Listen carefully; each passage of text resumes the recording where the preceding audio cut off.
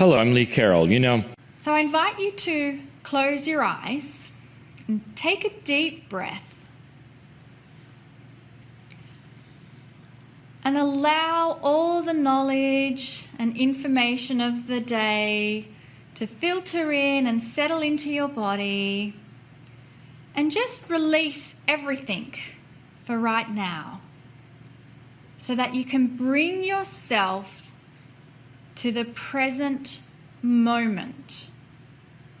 If you have any chatter in your brain, what's for dinner, what's coming up, lovingly acknowledge the logic and intellect of your brain and just ask inside for it to just remain a little quiet. Move it into the background. Send it a wave of love and gratitude for bringing you into the human part of life. But where we want to go now is to the multi-dimensional part of our being. It's already inside of you, always, 24/7, waiting for your connection. And just allow a quiet connection inside with your own magnificence that resides within every cell. And place your hand on your heart, giving gratitude. Gratitude for every moment of your life that has brought you to this particular time. Right here, right now, wherever you are, is the perfect place for you to sit and receive the loving messages and guidance from Adironda and Kryon. So it is a good day to you. One last time here in Vancouver. I see your bright light radiating beyond your physical space. You've had much energy this weekend and have done the visualized journey with us earlier to really step into your purpose and your presence. Do you understand and know that every piece of information you are gathering is a part of that imprint or jigsaw puzzle, if you would, that makes up you? That is why it is so important to pay attention to those parts that you are picking up. Are you picking up the anxiety and the energy all around you? Or are you picking up the focus of learning new things, new technology, new vibration, having a bit of time to maybe sit in the stillness? Are you having a bit of energy thinking, oh, I have to do something, I have to do something? Or are you just allowing the universe to bring it to you and take the action steps that are important to take?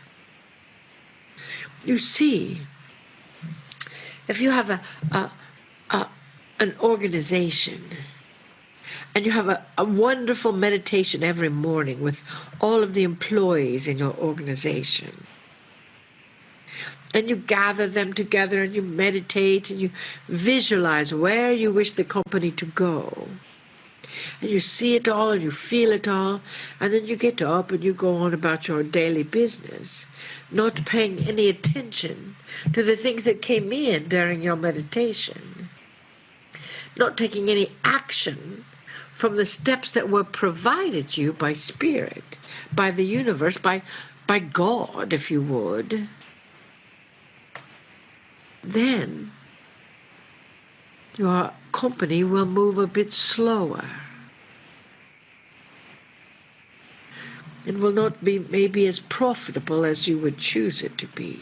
For you see, meditation is one avenue to receive information, to calm your soul, to bring you into that centered place. So when the next step arises, you can say, yes, I see that, I take action. That is the key. action. Take a deep breath. As you take action, the universe, God, matches that action. Just as we talked earlier, and stepping out of the painting, bringing all your loves with you, you see the universe matches that energy. If indeed you truly believe it. And we know you do. Everything is possible. You simply get the opportunity to say yes. Yes to you. Yes to that opportunity that you maybe have shied away from in the past.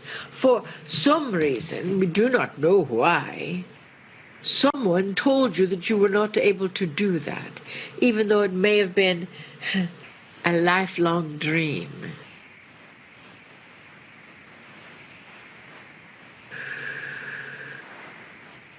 It is a lifelong dream. It is an energy of love, of light, of presence, of clarity, of understanding. It is an energy that is you stepping out of that picture, magnified in color, magnified in intention. So we ask you, what are you stepping into? Are you looking at the television all the time, trying to avoid stepping into anything? Are you sitting on your sofa in meditation, visualizing everything, but not ever getting off that sofa to take action? Are you seeing all of your website and your energy and the information that you're having your living with, but you're never quite believing that it is actually yours? That is why we ask you to do the soul work. You know, people all the time ask us, where is their sweetheart? When is their sweetheart going to show up? We should have a singles group with Kryon and Adironda and bring all the sweethearts together and let them just pick out each other. Pick out the one that is their sweetheart. And yet, even if we did that, if you have not done your soul work, if you have not searched for your patterns and your programs and the energy that is holding you back from living a wonderful life that you have always chosen to live, then you'll be selecting an individual for your sweetheart that will carry those old patterns to reinforce them or to bring them back to you to see if that's really what you want. You see, that's what you are presented with until you do what we call the soul work, or if you want, the soul plurk. Play plus work equals plurk. So as you have that soul plurk, you are evolving. You are evolving into you. And as you indeed evolve into you, you will automatically magnetize to you the perfect job, the perfect house, the perfect sweetheart, the perfect community, because you are living in that vibration. You will magnetize towards you the perfect colors of your painting, if you would. And it is a power-filled magnification of you.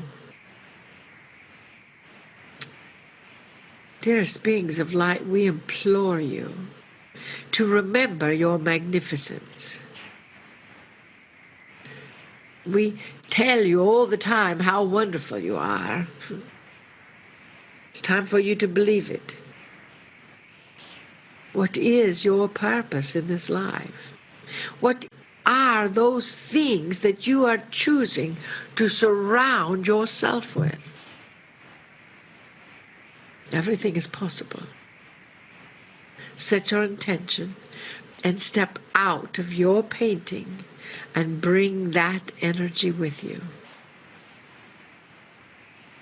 And then when you see the next step before you, take action. Take action, dearest. Because action turns a dream into a vision, into reality.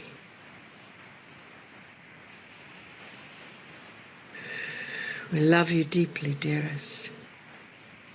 We see you, and we bid you namaste. Greetings, dear ones. I'm Kryon of Magnetic Service.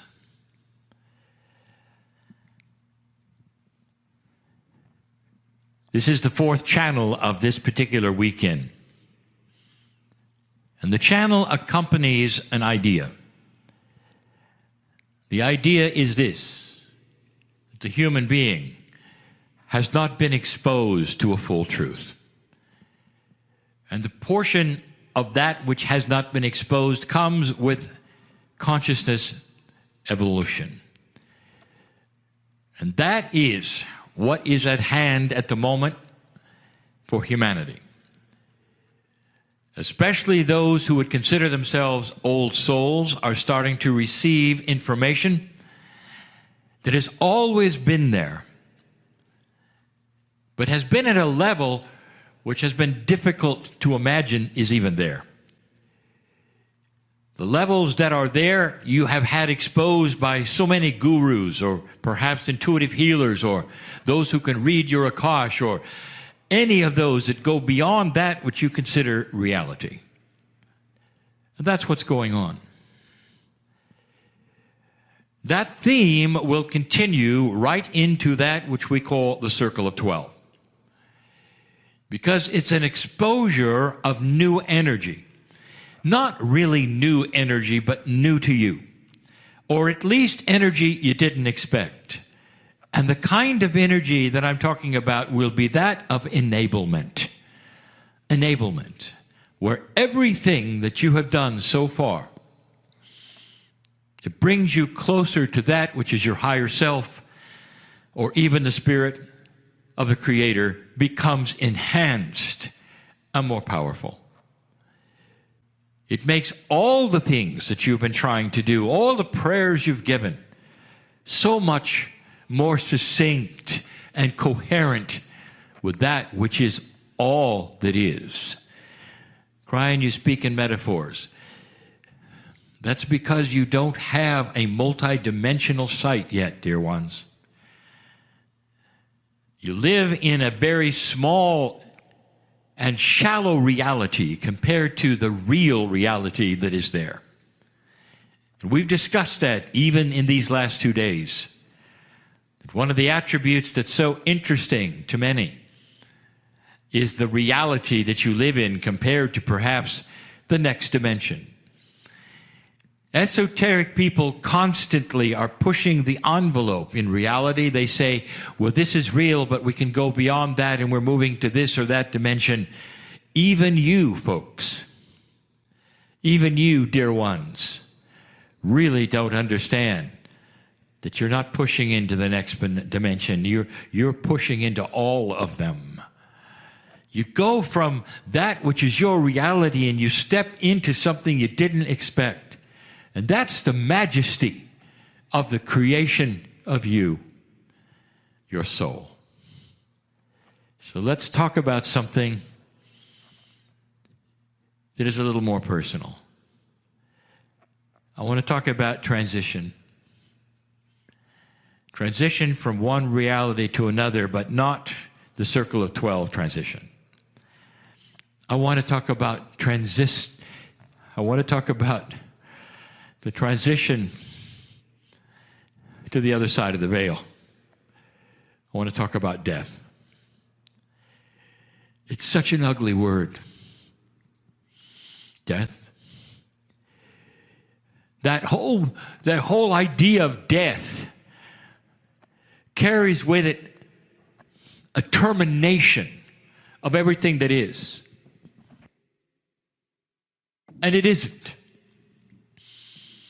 The word is not a good one because it carries such a finality of something beautiful and wonderful called your life. It carries with it the idea of the sorrow that those would have around you because you go from existence to nothing, seemingly, in that word. And so many will go into the words of transition, the crossover, whatever it is, to better reflect what humanity actually believes. I've said this so many times before. Are you aware that most of the planet, starting with the indigenous, going all the way into all the other cultures, including the most modern that you have, being the Western cultures, all of them, almost entirely, believe that you go someplace when you die.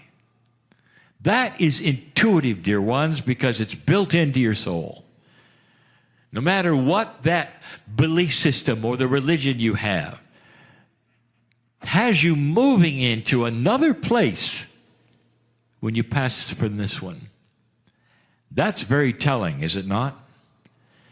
It's an agreement, is it not? That something happens past death. In other words, it's not the end. But it's the end of the corporeal self. Those who start to understand the system of life on this planet realize that you rejuvenate lives. Just like your body rejuvenates itself corporally. You rejuvenate your soul because humanity doesn't live that long.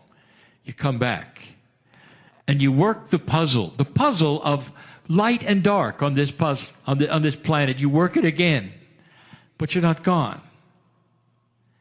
The difficulty for you, dear ones, is that the human being that you love goes away. But I want to tell you that even that is not so. The only thing that leaves is the body. That really is the only thing that goes away. I want to give you something to think about. The crystalline grid of the planet is a grid that remembers emotion. It stores already, you know this, it stores your Akash as well. We have given you this over and over, how the crystalline grid works, what happens at the cave of creation, how your Akashic record belongs to the planet. The planetary Akashic record of your lives belongs here. You leave it when you go away, you pick it up when you come back. It goes on to you. It's part of your soul, of your remembrance. It belongs to you. It continues. Who you've been continues into who you are. And when that goes away, everything that you were this time is stored and put back upon you when you return. That means that you are still here. Every lifetime you've ever lived is still here. It belongs to the earth and it's in the crystalline grid. You think about that. That means the ones that you've loved and lost, dear ones, are in that grid at some level. Once you take a walk into the woods in quietness and call the name of the one perhaps you recently lost and you're still mourning that, and listen to them in the wind that comes through the trees as a signal, or the birds that will land in odd places and sing to you. That's the grid of the planet. Your partner giving you a message from them. That's them talking to you, saying, the love that you feel for me is returned, and I am not gone. Understand the system the beauty of it all. Understand that no human being, no personality ever really leaves. Not really.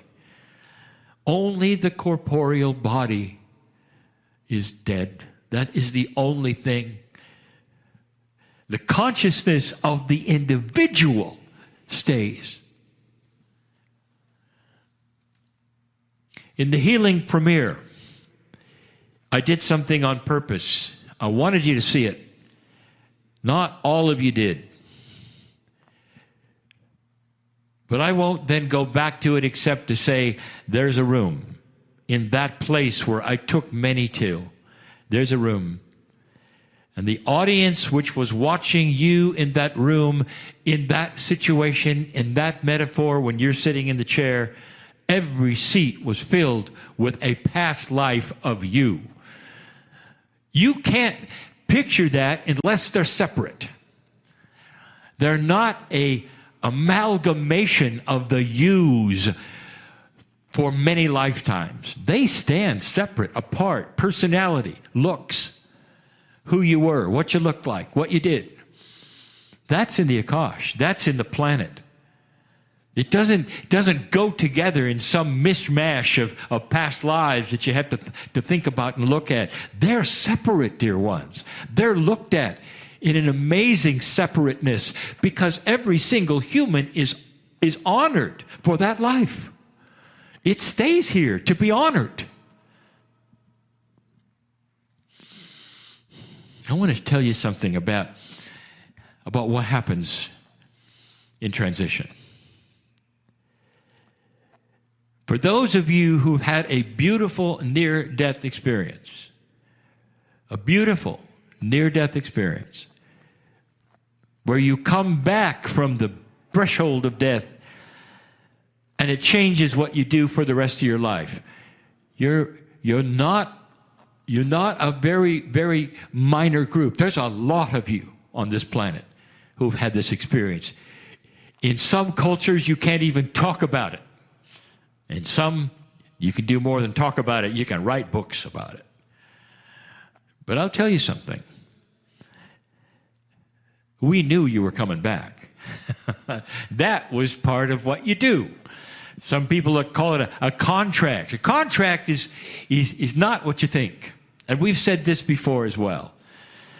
Any contract that you may think you have on this planet is written in invisible ink. You can change it. What if things get better and that what you're supposed to do gets bigger? Do you violate your contract if you stay small? In other words, it's variable from all the way from doing nothing to doing more.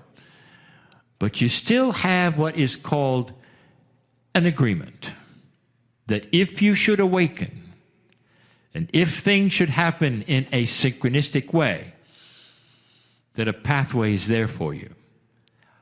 My partner in his 40s as an engineer had that agreement fulfilled. I told him if he had not sat in the chair and received what I had, others would have. But that was his agreement, and he did, and he fulfilled it, and he sits here today because of it. That same kind of thing is with near-death experience. In other words, we knew you weren't going to go to the other side. Therefore, you had an experience which was unique. You got to peek behind the curtain without going there. You ever think of that? So you really weren't near death, not really.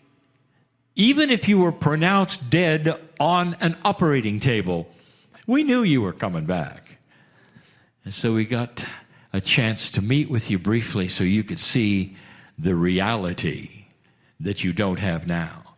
So you could experience the unbelievable rush of awareness when you peek behind that curtain. And you go, oh my. I had no idea. And that, dear ones, is when you didn't want to come back. Because you saw the majesty, the beauty, the light of God. And you were there in it and belonged in it. And your friends were there, and all of the things that you'd ever thought could be were there, and you didn't want to come back. But you did. That experience was a quick one. Didn't last very long. You might have thought you were gone for a long time, but those around you say, well, you came right back. We almost lost you. And that's that moment of disappointment you had. Oh, I'm back in my body and not where I wanted to be. That entire experience, we knew about it in advance. That was your agreement. What you did with it is your choice, but it wasn't death. Let me tell you about the transition. I give you these things in all love for two reasons. Number one, that those who might fear the transition won't anymore, and that the ones that are left behind right now, of those who have the transition, will understand and breathe easier, perhaps even have peace over the entire process. Known by God you are. And when the transition starts, it is a little slower than you think. In order to go from a corporeal consciousness on this planet or any other planet, there has to be a time of transition, adjustment, where things start to move in directions I cannot even explain to you. So many multidimensional processes are at hand to bring you into the light, so that you don't just pull back the curtain and take a peek. You become the curtain. You become part of the whole, which is the Creator.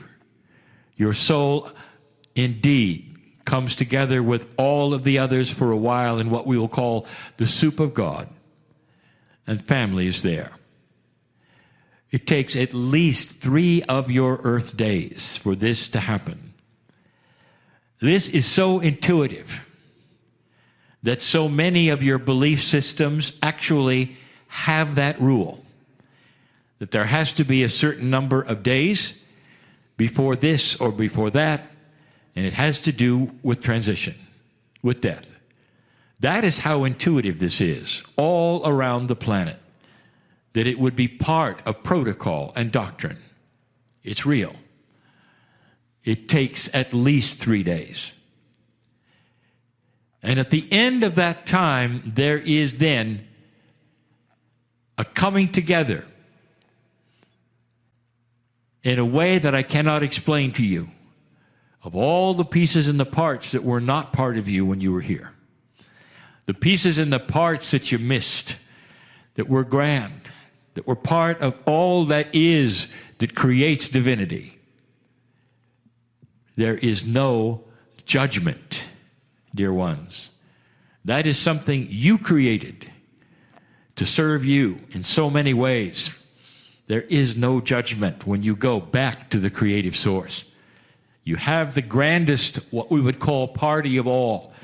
That is a metaphor, but you can imagine what it might be like to have your consciousness as you have it right now awaken in a place that is magnificent. You don't even have eyes, but you have eyes that can see all the dimensions, all the forms of light, any form of sound. Can you imagine what that might be like? No. You live in black and white, and color appears. You think you have sight, and you have a million eyes. You have a million ears. It seems like there isn't anything you can't do in that time, because you now are so much a part of the creative source of God. That's what happens. And, dear ones, you are connected, listen to me, you are connected forever with the one thing that cannot be destroyed in passing. And that is the love you have for the others who've been left behind. Did you hear that?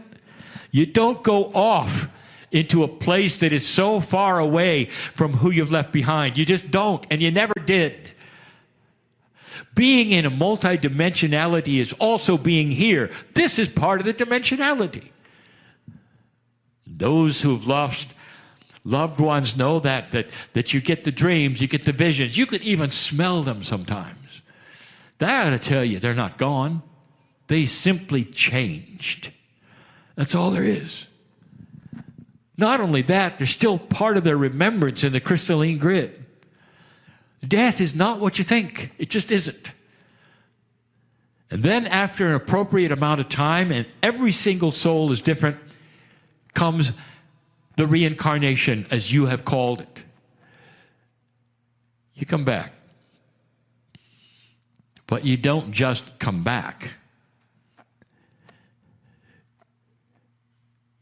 Hard to describe yet again. Let me ask you something. Your soul is huge. Do you think it's simply right here on the earth right now as you walk around, or is there a piece and part of it on the other side of the veil? Think quickly. What's your intuitive answer? Of course there is.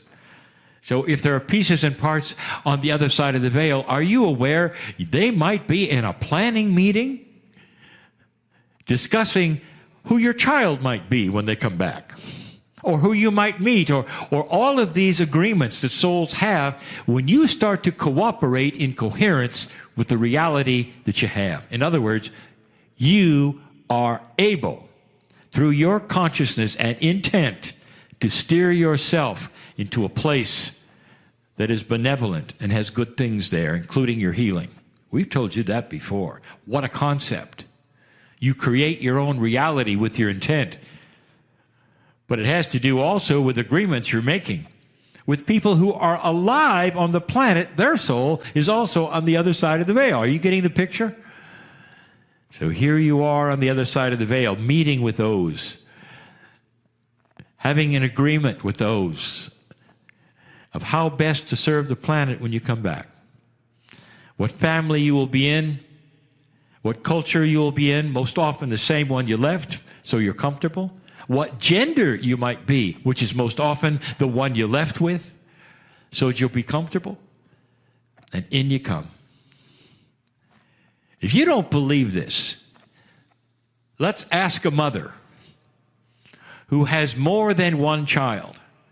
That child, if it has come from two human beings, ought to be very similar, you would think, because they are inheriting the two human beings' chromosomes, their DNA, all of the things that would inherit, even in some of their instincts, all of that, the way they look and feel, your talents, and yet you'll have one child who is one way and another child is dramatically different. Like one came from one planet and another one came from another planet. How do you think that happened? You know I'm right. That was planned. They made the decision to come into your family. One perhaps as a new soul, maybe another one as an old soul, and they act like that. It's part of parenting, is it not?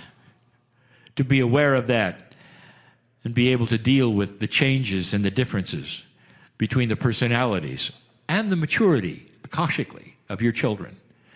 What a system. It's not blind. It's not accidental. There is a tremendous amount of planning. That's another story. What I really want to tell you is the ones you've loved and lost are far closer to you here. Far closer than you have any idea or that anyone's ever told you. I want so much to steer you away from the idea that when you lose somebody on the planet, they go straight to judgment and are punished forever and their soul is damned. What an idea. What a horrible idea that you have been given about the majesty of God. Would you do that to your children? And the answer is no. Then why would God, in even a moment, with incredible love, ever think about doing that to you? Not accurate, never was. You are magnificent and you're returning to magnificence, but you're still really close here through that string of love from those you've left behind, especially when there was so much love before you passed, by so many people before you passed. That love just keeps you right here. Right now, right now. So many are leaving the planet, but they're not leaving. They're just transitioning to a higher dimensional plane where they can still love you like they used to. You miss hugging them. You miss talking to them. But oh, they are so there, dear ones. It's more than you ever had any idea. They are so there. And the closer you move into that soul of yours, as we're endeavoring to do with the healing circle of 12, as closer you get to the substance of the universe, the closer they're going to be to you every day in a way that they were not corporally. Do you have the courage to celebrate transition? Not just celebrate a life of somebody you've lost, but to take their memory, put it in a chair in front of you and talk to them. Because they're there. They're feeling it and you're feeling it. I want you to have tears of joy and celebration of what I'm telling you instead of that of grief and sorrow. Because you lost them. You didn't lose them. The system often has those passing, even before their time, because they need to go and come back to change this planet more than they could have in the body they had. Did you hear that? There's a lot of seniors leaving the planet right now. They need to come back, and they need to be young again because so many of them are old souls. This planet needs help. It's going to need help in this next generation that's coming because these are the old souls being young again, having that kind of energy. They're going to need it to change the things that are going to need to be changed right now that are happening on the planet. Blessed are those who have recently passed right now, who are trying their best to communicate with you that things are okay. And you can be too.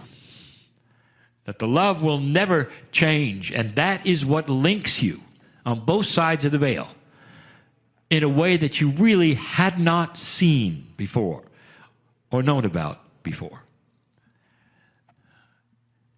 I tell you these things in love because you need to know them in order to go to a next step of an accelerated evolution of consciousness that is taking place on this planet.